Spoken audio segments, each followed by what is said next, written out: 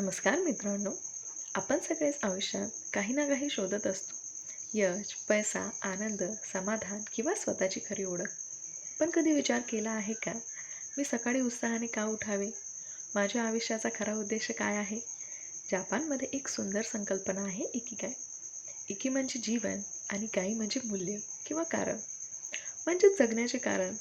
आज आपण hectare Garcia यांच्या जगप्रसिद्ध पुस्तक इकिगायमधील जीवन बदलणारे धडे जाणून घेणार आहोत.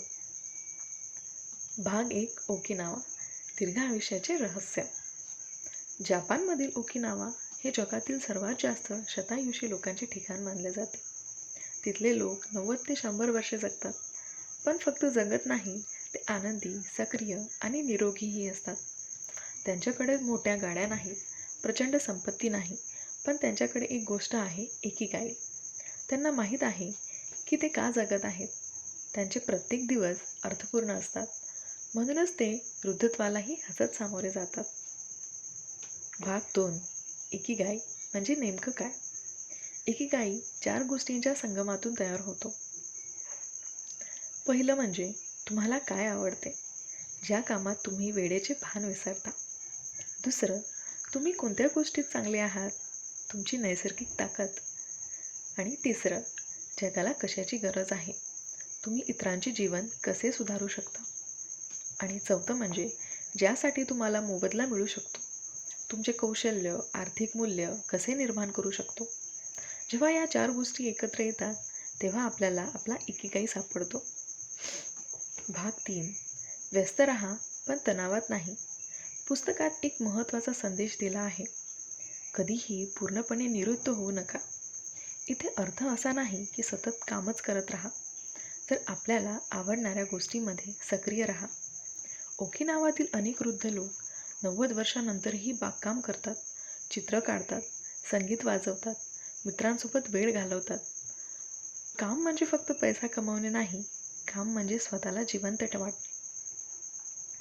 भाग 4. फ्लो स्टेट, आनंदाची जादू.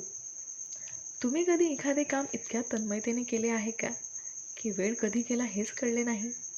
यालाच फ्लो म्हणतात. जेव्हा आपण आपल्या आवडीच्या कामात पूर्णपणे बुडून जातो, तेव्हा मनातील चिंता कमी होतात. आपण वर्तमानात जगायला शिकतो. फ्लो मिळण्यासाठी एका वेळी एकच काम करा. फोनपासून थोडे दूर राहा. लक्ष विचलित करणाऱ्या गोष्टी कमी करा. आवडत्या कामासाठी वेळ ठेवा. भाग 5. कमी खा, जास्त जगा. ओकिनावातील लोक एक नियम पाळतात, हारा हाची बू. याचा अर्थ पोट 80% भरल्यावर खाणे थांबवा. आज आपण अनेकदा गरजेपेक्षा जास्त खातो, परंतु शरीराला थोडी विश्रांती दिल्यास आरोग्य सुधारते. हा छोटासा नियम दीर्घायुष्याचे एक मोठे रहस्य मानले जाते. भाग 6. मजबूत नाती हेच खरे धन. पुस्तक सांगते की दीर्घ आणि आनंदी आयुष्यासाठी मित्र, कुटुंब आणि समाजाशी असलेले नाते अत्यंत महत्त्वाचे आहे. ओकिनावामध्ये माओई नावाचा गट असतात. हे मित्र असे गट असतात जे आयुष्यभर एकमेकांना साथ देतात. जेव्हा आपण एकटे पडतो तेव्हा मन कमकुवत होते, पण जेव्हा आपल्यासोबत आपली माणसं असतात तेव्हा कोणतीही अडचण लहान वाटते. भाग 7. वर्तमानात जगण्याची कला. आपल्या आयुष्यातील अनेक समस्या भूतकाळाच्या पश्चातापामुळे किंवा भविष्याच्या चिंतेमुळे निर्माण होतात.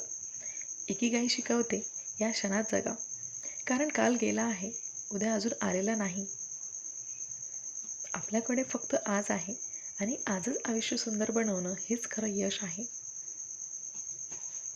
मित्रांनो, इकिगाई आपल्याला शिकवते की आनंद हा एखाद्या मोठ्या यशामध्ये नसतो, तो लहान गोष्टीमध्ये असतो. आवडीच्या कामात, चांगल्या नात्यांमध्ये, निरोगी सवयीमध्ये आणि प्रत्येक दिवसाला अर्थ देण्यात. तुमचा इकिगाई शोधण्यासाठी स्वतःला एक प्रश्न विचारा, मी कोणती अशी गोष्ट करू शकतो जी आपला आनंद देते, इतरांना मदत करते आणि माझ्या आयुष्याला अर्थ देते. ज्या दिवशी या प्रश्नाचे उत्तर मिळेल, त्या दिवशी तुम्हाला तुमच्या आयुष्याचा खरा अर्थ सापडेल. धन्यवाद. जर हा व्हिडिओ आपल्याला आवडला असेल तर लाईक करा, शेअर करा आणि अशाच प्रेरणादायी पुस्तकांच्या सारांशासाठी चॅनलला सबस्क्राईब करा. लक्षात ठेवा, आयुष्य लांब असण्यापेक्षा अर्थपूर्ण असणं अधिक महत्त्वाचं आहे.